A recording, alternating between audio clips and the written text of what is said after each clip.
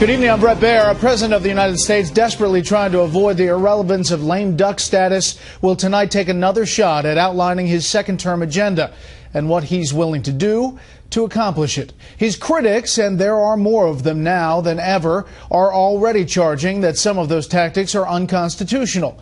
We have extensive coverage tonight of the State of the Union address. We begin, though, with Chief White House correspondent Ed Henry. Good evening, Ed. Good evening, Brett. Officials here pushed back by saying the president will make clear that he's still willing to work with Republicans on some issues. But as his time in office ticks away, he's not going to wait around when they block him. So his go-it-alone strategy got going today.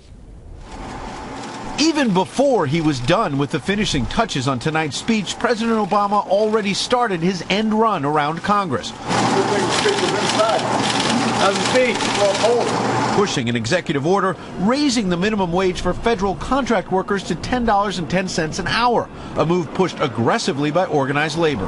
When Congress doesn't act, the president won't hesitate to use his executive authorities to make sure that we expand opportunities for the middle class. Speaker John Boehner immediately lashed out, vowing to reporters, quote, "We have a constitution. We abide by it. If he tries to ignore it, he's going to run into a brick wall."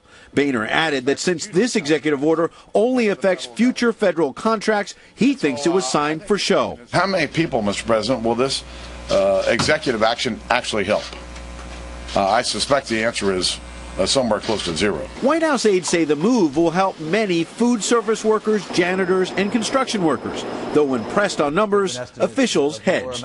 At the moment, we don't know how many people will be covered, but we know it'll be a substantial number of people. A far cry from last year's State of the Union, when the president was fresh off re-election and pushing Congress to pass new laws. He's decided, rather than to lead, to play small ball and to do things that he said himself you can't do in a system of separation of powers and under our constitutional system. The bottom line question for the president tonight will be whether he still has any juice to get anything beyond executive action, such as immigration reform, done, with even his allies now saying the botched healthcare rollout and other problems led to a lost year. 2013 was a lost year for the president.